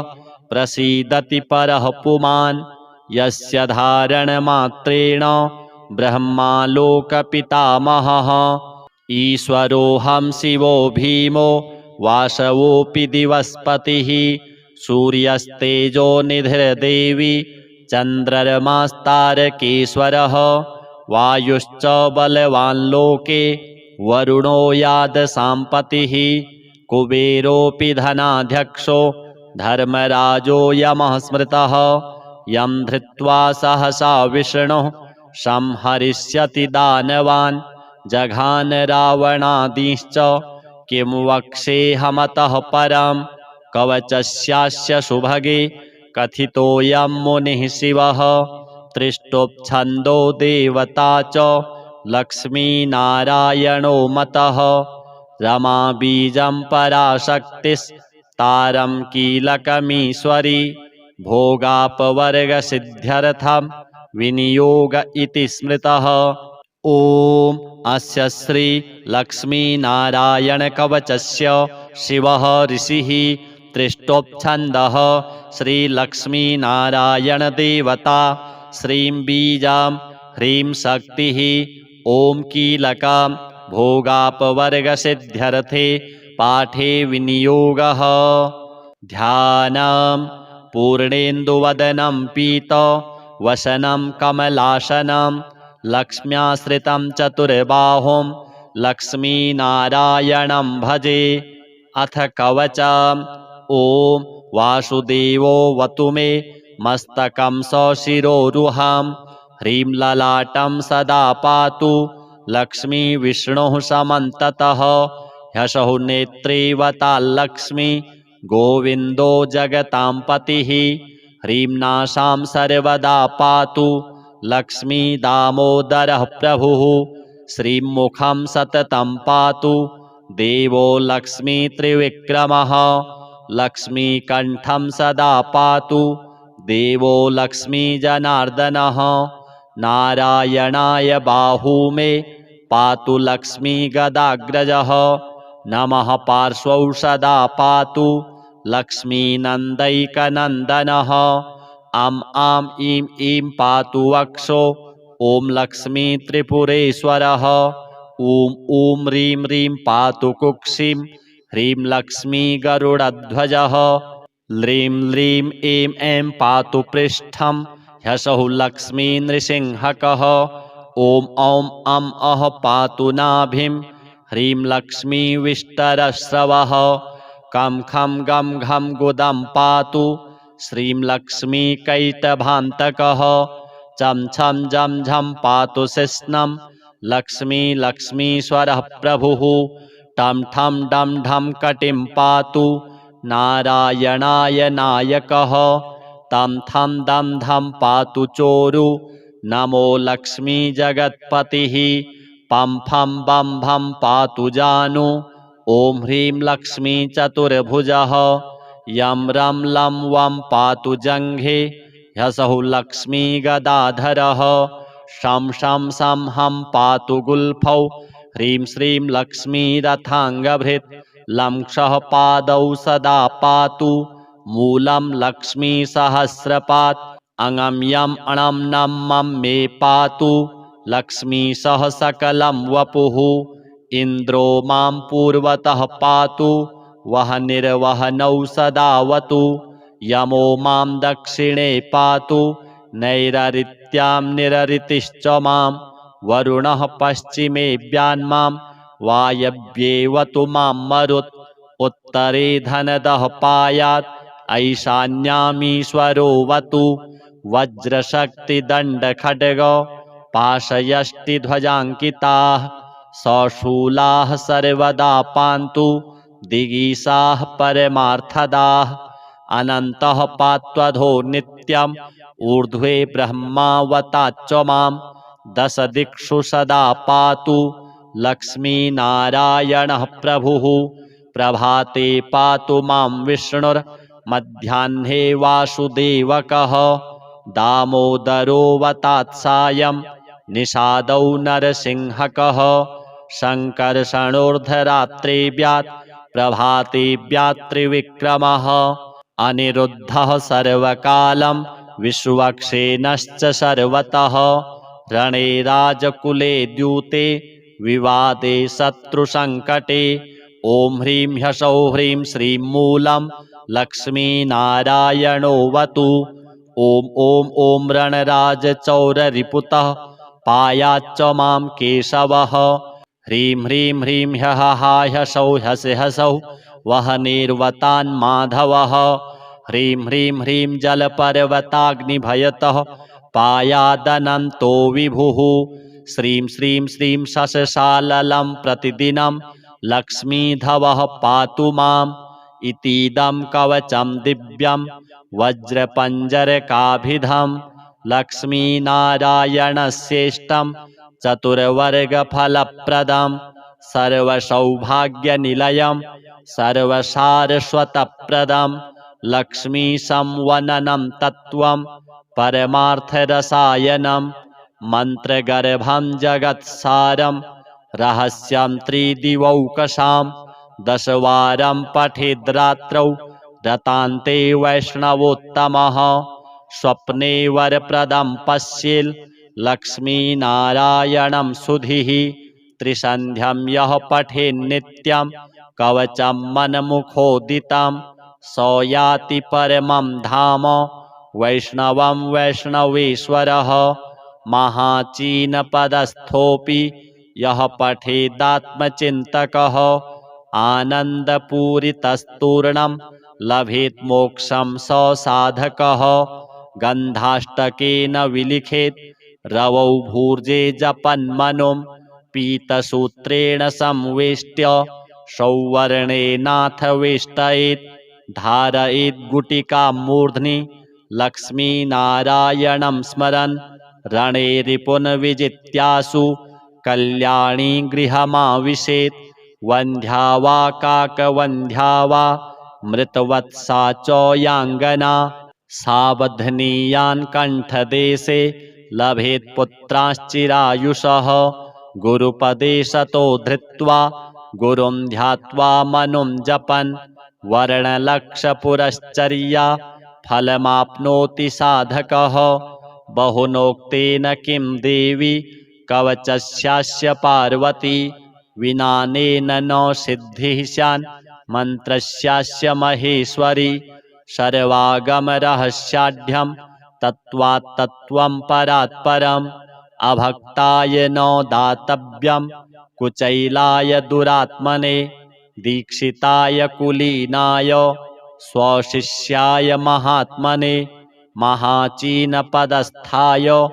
दातव्यं कवचोत्तमं गुह्यं गोप्यं महादेवी लक्ष्मीनारायणप्रियं वज्रपञ्जरकं वरम गोपनीयं स्वयोनिवत् अथ श्रीमृतसञ्जीवन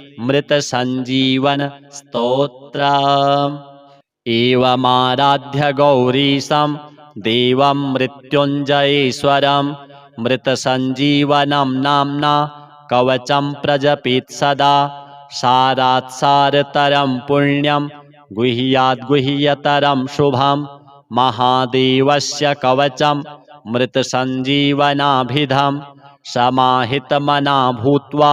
शृणुष्व कवचं शुभं श्रुत्वैतद्दिव्यकवचं रहस्यं कुरु सर्वदा वराभयकरो यज्वा सर्वदेवनिसेवितः मृत्युञ्जयो महादेवः प्राच्यां मां पातु सर्वदा दधानः शक्तिमभयां त्रिमुखं षड्भुजः प्रभुः सदाशिवोऽग्निरूपी माम् आग्नेयां पातु सर्वदा अष्टादशभुजोपेतो दण्डाभयकरो विभुः यमरूपी महादेवो दक्षिणस्यां सदावतु खड्गाभयकरो धीरो रक्षो गणनिसेवितः रक्षोरूपी महेशो मां नैररित्यां सर्वदावतु पाशाभयभुजः सर्व रत्नाकरनिसेवितः वरुणात्मा महादेवः पश्चिमे मां सदावतु गदाभयकरः प्राणो नायकः सर्वदा गतिः वायव्यां मारुतात्मा मां शङ्करः पातु सर्वदा शङ्खाभयकरस्थो मां नायकः परमेश्वरः सर्वात्मान्तरदिग्भागे पातु मां शङ्करः प्रभुः शूलाभयकरः सर्व विद्यानमधिनायकः ईशानात्मा तथैशान्यां पातु मां परमेश्वरः ऊर्ध्वभागे ब्रह्मरूपी विश्वात्माधः सदावतु शिरो मे शङ्करः पातु ललाटं चन्द्रशेखरः भ्रूमध्यं सर्वलोकेशस्त्रिनेत्रो लोचनेवतु भ्रूयुग्मं गिरिशः पातु कर्णौ पातु महेश्वरः नासिकां मे महादेव ओष्ठौ पातु वृषध्वजः जिह्वां मे दक्षिणामूर्तिर्दन्तान् मे गिरिशोऽवतु मृत्युञ्जयो मुखं पातु कण्ठं मे नागभूषणः पिनाकी मत्करौ पातु त्रिशूली हृदयं मम पञ्चवक्त्रः स्तनौ पातु उदरं जगदीश्वरः नाभिं पातु विरूपाक्षः पार्श्वौ मे पार्वतीपतिः कटिद्वयं गिरीशो मे पृष्ठं मे प्रमथाधिपः गुह्यं महेश्वरः पातु ममोरु पातु भैरवः जानुनी मे जगद्धर्ता जङ्घे मे जगदम्बिका पादौ मे सततं पातु लोकवन्द्यः सदाशिवः गिरिशः पातु मे भार्यां भवः पातु सुतान् मम मृत्युञ्जयो ममायुष्यं चित्तं मे गणनायकः सर्वाङ्गं मे सदा पातु कालकालः सदाशिवः एतत्ते कवचं पुण्यं देवतानां च दुर्लभं मृतसञ्जीवनं नाम्ना महादेवेन कीर्तितं सहस्रावर्तनं चास्य पुरश्चरणमीरितं यः पठेत् शृणुयान्नित्यं श्रावयेत् सुसमाहितः सकालमृत्युं निर्जित्य सदायुष्यं समश्नुते हस्तेन वा यदा स्पृष्ट्वा मृतं सञ्जीवयत्यसौ आधयो व्याधयस्तस्य न भवन्ति कदाचन कालमृत्युमपि प्राप्तमसौ जयति सर्वदा अणिमादिगुणैश्वर्यं लभते मान उत्तमः युद्धारम्भे पठित्वेदम् अष्टाविंशतिवारकम् युद्धमध्ये स्थितः शत्रुः सद्यः सर्वैर्न दृश्यते न ब्रह्मादीनि चास्त्राणि क्षयं कुर्वन्ति तस्य वै विजयं लभते देव युद्धमध्येऽपि सर्वदा प्रातरुत्थाय सततं यः पठेत् कवचं शुभम् अक्षय्यं लभते सौख्यम् इह लोके परत्र च सर्वव्याधिविनिर्मुक्तः सर्वरोगविवर्जितः अजरामरणो भूत्वा सदा षोडशवार्षिकः विचरत्यखिलान् लोकान् प्राप्य भोगांश्च दुर्लभान् तस्मादिदं महागोप्यं कवचं समुदाहृतं मृतसञ्जीवनं नाम्ना दैवतैरपि दुर्लभम् अथ श्री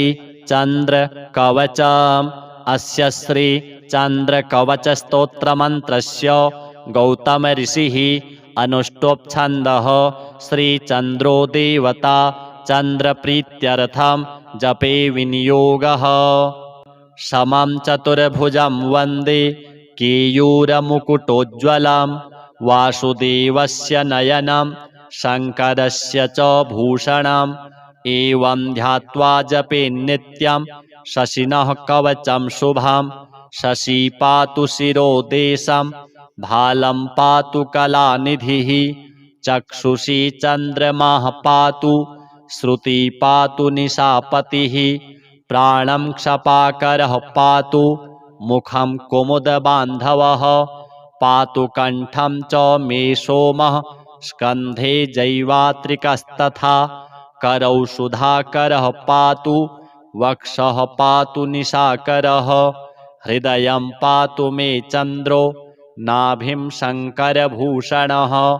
मध्यं पातु सुरश्रेष्ठः कटिं पातु सुधाकरः ऊरू तारापतिः पातु मृगाङ्को जानुनी सदा अब्धिजः पातु मे जङ्घे पातु पादौ विधुः सदा सर्वाण्यन्यानि चाङ्गानि पातु चन्दूखिलं वपुः एतद्धि कवचं दिव्यं भुक्तिमुक्तिप्रदायकं यः पठेत् शृणुयाद्वापि सर्वत्र विजयी भवेत् अथ श्री अष्टलक्ष्मी स्तोत्रम् सुमनसवन्दित सुन्दरि माधवी चन्द्रसहोदरि हेममये मुनिगणमण्डित मोक्षप्रदायिनि मञ्जुलभाषिणि वेदनुते पङ्कजवासिनि देवसुपूजित सद्गुणवर्षिणि शान्तियुते जय जय हे मधुसूदन कामिनि आदिलक्ष्मि सदा पालय माम् अहि कलिकल्मषनाशिनि कामिनि वैदिकरूपिणि वेदमये क्षीरसमुद्भव मङ्गलरूपिणि मन्त्रनिवासिनि मन्त्रनुते मङ्गलदायिनि अम्बुजवासिनि देवगणाश्रितपादयुते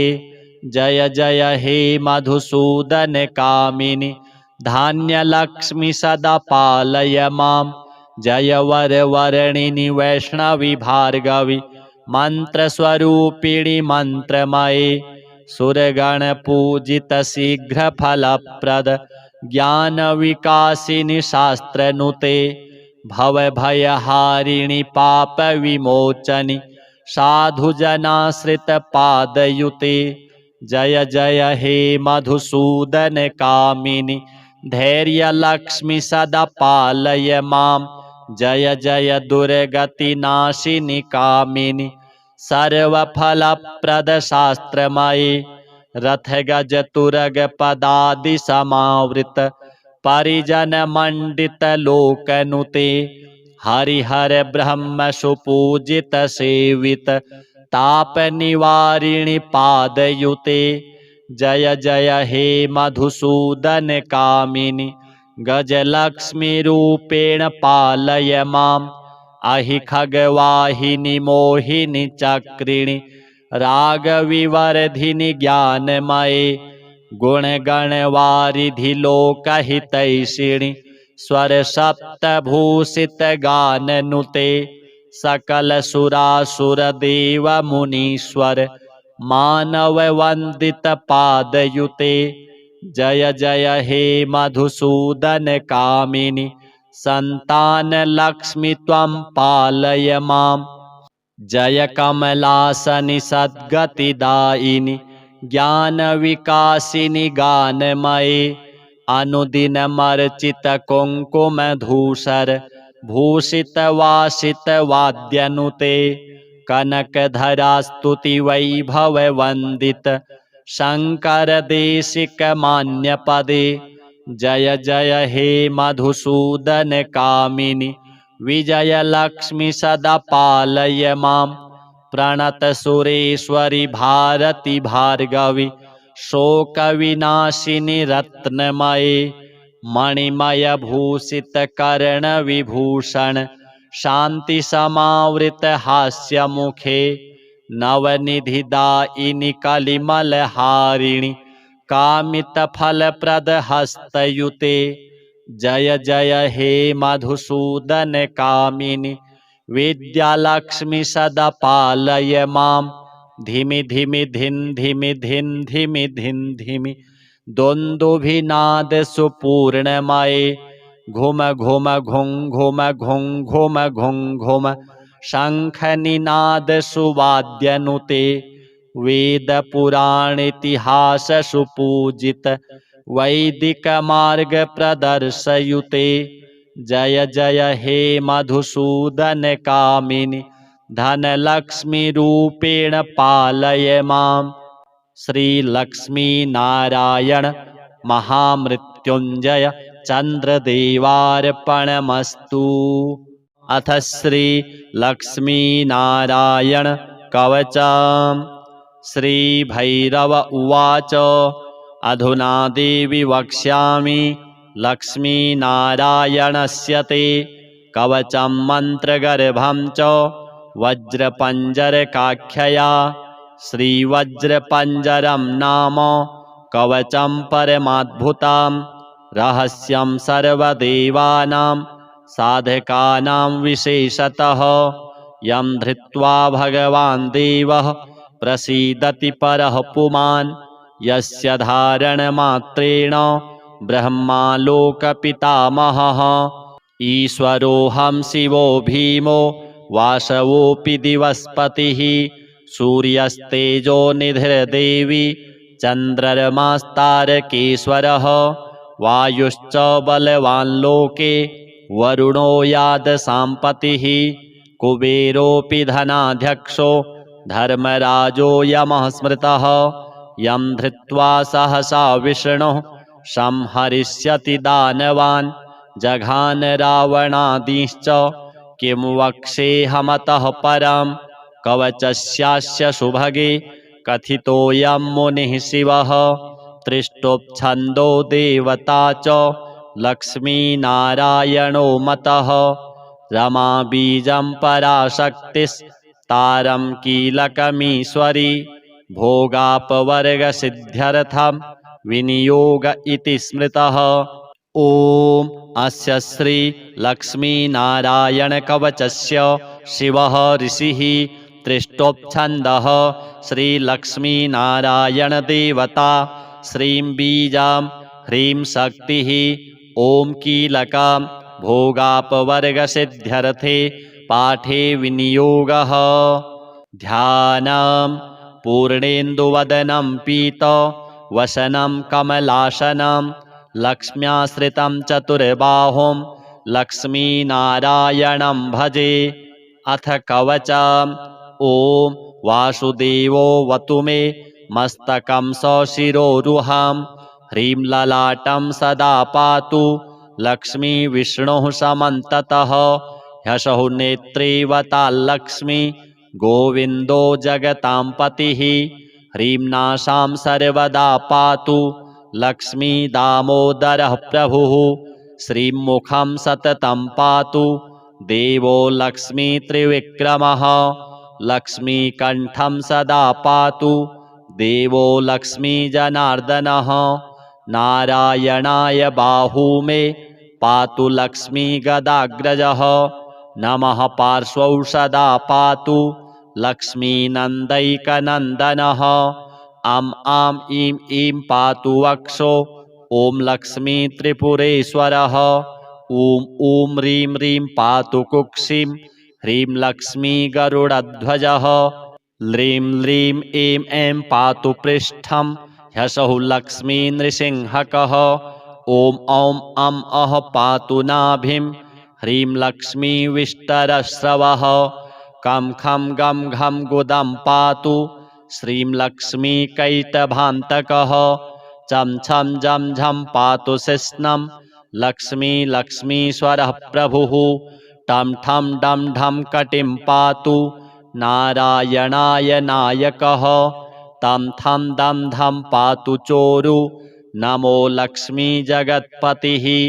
पं फं बं भं पातु जानु ॐ ह्रीं लक्ष्मी चतुर्भुजः यं रं लं वं पातु जङ्घे ह्यसौ लक्ष्मी गदाधरः शं शं सं हं पातु गुल्फौ ह्रीं श्रीं लक्ष्मी रथाङ्गभृत् लं क्षः पादौ सदा पातु मूलं लक्ष्मी सहस्रपात् अङं यं अणं नं मं मे पातु लक्ष्मी सह सकलं वपुः इन्द्रो मां पूर्वतः पातु वह निर्वहनौ सदावतु यमो मां दक्षिणे पातु नैररित्यां निररितिश्च मां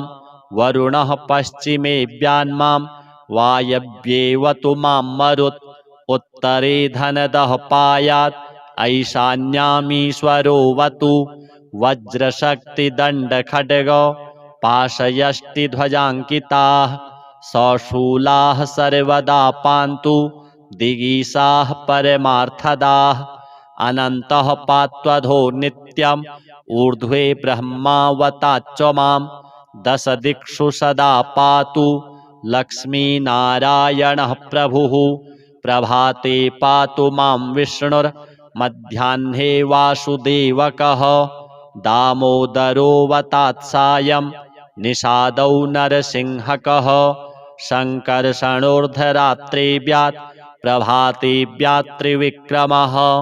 अनिरुद्धः सर्वकालं विश्वक्सेनश्च सर्वतः रणे राजकुले द्यूते विवादे शत्रुसङ्कटे ॐ ह्रीं ह्यसौ ह्रीं श्रीं मूलं लक्ष्मीनारायणोऽवतु ॐ ॐ रणराजचौररिपुतः पायाच्च मां केशवः ह्रीं ह्रीं ह्रीं ह्यः ह्यसौ ह्यसि ह्यसौ वह्निर्वतान् माधवः ह्रीं ह्रीं ह्रीं जलपर्वताग्निभयतः पायादनन्तो विभुः श्रीं श्रीं श्रीं शशशाललं प्रतिदिनं लक्ष्मीधवः पातु माम् इतीदं कवचं दिव्यं वज्रपञ्जरकाभिधं लक्ष्मीनारायणस्येष्टं चतुर्वर्गफलप्रदं सर्वसौभाग्यनिलयं सर्वसारस्वतप्रदं लक्ष्मीसंवननं तत्त्वं परमार्थरसायनं मन्त्रगर्भं जगत्सारं रहस्यं त्रिदिवौकसां 10 वारं पठेद्रात्रौ रतान्ते वैष्णवोत्तमः स्वप्ने वरप्रदं पश्येल् लक्ष्मीनारायणं सुधीः त्रिसन्ध्यं यः पठेन्नित्यं कवचं मनमुखोदितं स याति परमं धाम वैष्णवं वैष्णवेश्वरः महाचीनपदस्थोऽपि यः पठेदात्मचिन्तकः आनन्दपूरितस्तूर्णं लभेत् मोक्षं स साधकः गन्धाष्टकेन विलिखेत् रवौ भूर्जे जपन्मनुं पीतसूत्रेण संवेष्ट्य सौवर्णेनाथ वेष्टयेत् धारयेत् गुटिकां मूर्ध्नि लक्ष्मीनारायणं स्मरन् रणे रिपुन् विजित्यासु कल्याणी गृहमाविशेत् वन्ध्या वा काकवन्ध्या वा मृतवत्सा च याङ्गना सावध्नीयान् कण्ठदेशे लभेत् पुत्राश्चिरायुषः गुरुपदेशतो धृत्वा गुरुं ध्यात्वा मनुं जपन् वर्णलक्षपुरश्चर्या फलमाप्नोति साधकः बहुनोक्तेन किं देवी कवचस्यास्य पार्वती विनानेन न सिद्धिः स्यान् मन्त्रस्यास्य महेश्वरी सर्वागमरहस्याढ्यं तत्त्वात् तत्त्वं परात् परम् अभक्ताय न दातव्यं कुचैलाय दुरात्मने दीक्षिताय कुलीनाय स्वशिष्याय महात्मने महाचीनपदस्थाय दातव्यं कवचोत्तमं गुह्यं गोप्यं महादेवी लक्ष्मीनारायणप्रियं वज्रपञ्जरकं वरम गोपनीयं स्वयोनिवत् अथ श्रीमृतसञ्जीवन स्तोत्रम् एवमाराध्य गौरीशं देवं मृत्युञ्जयेश्वरं मृतसञ्जीवनं नाम्ना कवचं प्रजपेत् सदा सारात् सारतरं पुण्यं गुह्याद् गुह्यतरं शुभं महादेवस्य कवचं मृतसञ्जीवनाभिधं समाहितमना भूत्वा शृणुष्व कवचं शुभं श्रुत्वैतद्दिव्यकवचं रहस्यं कुरु सर्वदा वराभयकरो यज्वा सर्वदेवनिसेवितः मृत्युञ्जयो महादेवः प्राच्यां मां पातु सर्वदा दधानः शक्तिमभयां त्रिमुखं षड्भुजः प्रभुः सदाशिवोऽग्निरूपी माम् आग्नेयां पातु सर्वदा अष्टादशभुजोपेतो दण्डाभयकरो विभुः यमरूपी महादेवो दक्षिणस्यां सदावतु खड्गाभयकरो धीरो रक्षो गणनिसेवितः रक्षोरूपी महेशो मां नैररित्यां सर्वदावतु पाशाभयभुजः सर्व रत्नाकरनिसेवितः वरुणात्मा महादेवः पश्चिमे मां सदावतु गदाभयकरः प्राणो नायकः सर्वदा गतिः वायव्यां मारुतात्मा मां शङ्करः पातु सर्वदा शङ्खाभयकरस्थो मां नायकः परमेश्वरः सर्वात्मान्तरदिग्भागे पातु मां शङ्करः प्रभुः शूलाभयकरः सर्व विद्यानमधिनायकः ईशानात्मा तथैशान्यां पातु मां परमेश्वरः ऊर्ध्वभागे ब्रह्मरूपी विश्वात्माधः सदावतु शिरो मे शङ्करः पातु ललाटं चन्द्रशेखरः भ्रूमध्यं सर्वलोकेशस्त्रिनेत्रो लोचनेवतु भ्रूयुग्मं गिरिशः पातु कर्णौ पातु महेश्वरः नासिकां मे महादेव ओष्ठौ पातु वृषध्वजः जिह्वां मे दक्षिणामूर्तिर् दन्तान्मे गिरिशोऽवतु मृत्युञ्जयो मुखं पातु कण्ठं मे नागभूषणः पिनाकी मत्करौ पातु त्रिशूली हृदयं मम पञ्चवक्त्रः स्तनौ पातु उदरं जगदीश्वरः नाभिं पातु विरूपाक्षः पार्श्वौ मे पार्वतीपतिः कटिद्वयं गिरीशो मे पृष्ठं मे प्रमथाधिपः गुह्यं महेश्वरः पातु ममोरु पातु भैरवः जानुनी मे जगद्धर्ता जङ्घे मे जगदम्बिका पादौ मे सततं पातु लोकवन्द्यः सदाशिवः गिरिशः पातु मे भार्यां भवः पातु सुतान् मम मृत्युञ्जयो ममायुष्यं चित्तं मे गणनायकः सर्वाङ्गं मे सदा पातु कालकालः सदाशिवः एतत्ते कवचं पुण्यं देवतानां च दुर्लभं मृतसञ्जीवनं नाम्ना महादेवेन कीर्तितं सहस्रावर्तनं चास्य पुरश्चरणमीरितं यः पठेत् शृणुयान्नित्यं श्रावयेत् सुसमाहितः सकालमृत्युं निर्जित्य सदायुष्यं समश्नुते हस्तेन वा यदा स्पृष्ट्वा मृतं सञ्जीवयत्यसौ आधयो व्याधयस्तस्य न भवन्ति कदाचन कालमृत्युमपि प्राप्तमसौ जयति सर्वदा अणिमादिगुणैश्वर्यं लभते मान उत्तमः युद्धारम्भे पठित्वेदम् अष्टाविंशतिवारकं युद्धमध्ये स्थितः शत्रुः सद्यः सर्वैर्न दृश्यते न ब्रह्मादीनि चास्त्राणि क्षयं कुर्वन्ति तस्य वै विजयं लभते देव युद्धमध्येऽपि सर्वदा प्रातरुत्थाय सततं यः पठेत् कवचं शुभम् अक्षय्यं लभते सौख्यम् इह लोके परत्र च सर्वव्याधिविनिर्मुक्तः सर्वरोगविवर्जितः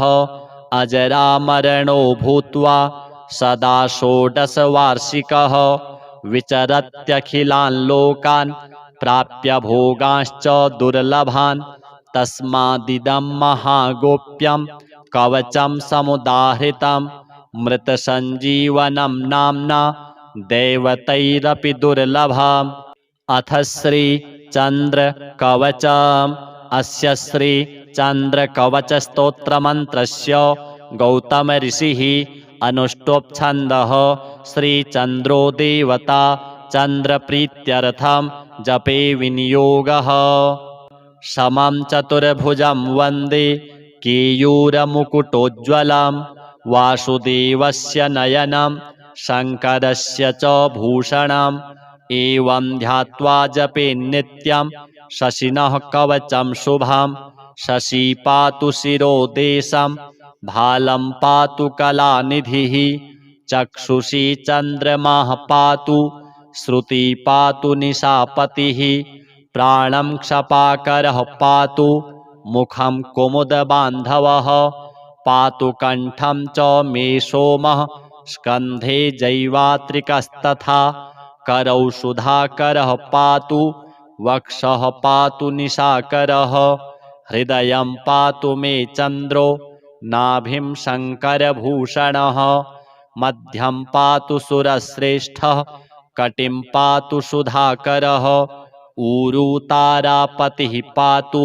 मृगाङ्को जानुनी सदा अब्धिजः पातु मे जङ्घे पातु पादौ विधुः सदा सर्वाण्यन्यानि चाङ्गानि पातु चन्दूखिलं वपुः एतद्धि कवचं दिव्यं भुक्तिमुक्तिप्रदायकं यः पठेत् शृणुयाद्वापि सर्वत्र विजयी भवेत् अथ श्री अष्टलक्ष्मी स्तोत्रम् सुमनसवन्दितसुन्दरि माधवि चन्द्रसहोदरि हेममये मुनिगणमण्डितमोक्षप्रदायिनि मञ्जुलभाषिणि वेदनुते पङ्कजवासिनि देवसुपूजित सद्गुणवर्षिणि शान्तियुते जय जय हे मधुसूदन कामिनि आदिलक्ष्मि सदा पालय माम् अहि कलिकल्मषनाशिनि कामिनि वैदिकरूपिणि वेदमये क्षीरसमुद्भव मङ्गलरूपिणि मन्त्रनिवासिनि मन्त्रनुते मङ्गलदायिनि अम्बुजवासिनि देवगणाश्रितपादयुते जय जय हे मधुसूदन कामिनि धान्यलक्ष्मि सदा पालय माम् जय वरवर्णिनि वैष्णवि भार्गवि मन्त्रस्वरूपिणि मन्त्रमये सुरगणपूजित शीघ्रफलप्रद ज्ञानविकासिनि शास्त्रनुते भवभयहारिणि पापविमोचनि साधुजनाश्रितपादयुते जय जय हे मधुसूदन कामिनि धैर्यलक्ष्मि सदा पालय माम् जय जय दुर्गतिनाशिनि कामिनि सर्वफलप्रदशास्त्रमये रथगजतुरगपदादिसमावृत परिजनमण्डितलोकनुते हरिहर ब्रह्म सुपूजित सेवित तापनिवारिणि पादयुते जय जय हे मधुसूदन कामिनि गजलक्ष्मीरूपेण पालय माम् अहि खगवाहिनि मोहिनि चक्रिणि रागविवर्धिनि ज्ञानमये गुणगणवारिधि लोकहितैषिणि स्वरसप्तभूषितगाननुते सकलसुरासुरदेवमुनीश्वर मानववन्दितपादयुते जय जय हे मधुसूदन कामिनि सन्तानलक्ष्मि त्वं पालय माम् जय कमलासनि सद्गतिदायिनि ज्ञानविकासिनि गानमये अनुदिनमर्चितकुङ्कुमधूसर भूषितवासितवाद्यनुते कनकधरास्तुतिवैभववन्दित शङ्करदेशिकमान्यपदे जय जय हे मधुसूदन कामिनि विजयलक्ष्मि सदा पालय माम् प्रणतसुरेश्वरि भारति भार्गवि शोकविनाशिनि रत्नमये मणिमयभूषितकर्णविभूषण शान्तिसमावृतहास्यमुखे नवनिधिदायिनि कलिमलहारिणि कामितफलप्रदहस्तयुते जय जय हे मधुसूदन कामिनि विद्यालक्ष्मि सदा पालय माम् धिमि धिमि धिन् धिमि धिन् धिमि धिन् धिमि द्वन्द्वभिनाद सुपूर्णमये घुम घुम घुं घुम घुं घुम घुं घुम शङ्खनिनाद सुवाद्यनुते वेदपुराणेतिहास सुपूजित वैदिकमार्गप्रदर्शयुते जय जय हे मधुसूदन कामिनि धनलक्ष्मीरूपेण पालय माम् श्रीलक्ष्मीनारायण महामृत्युञ्जय चन्द्रदेवार्पणमस्तु।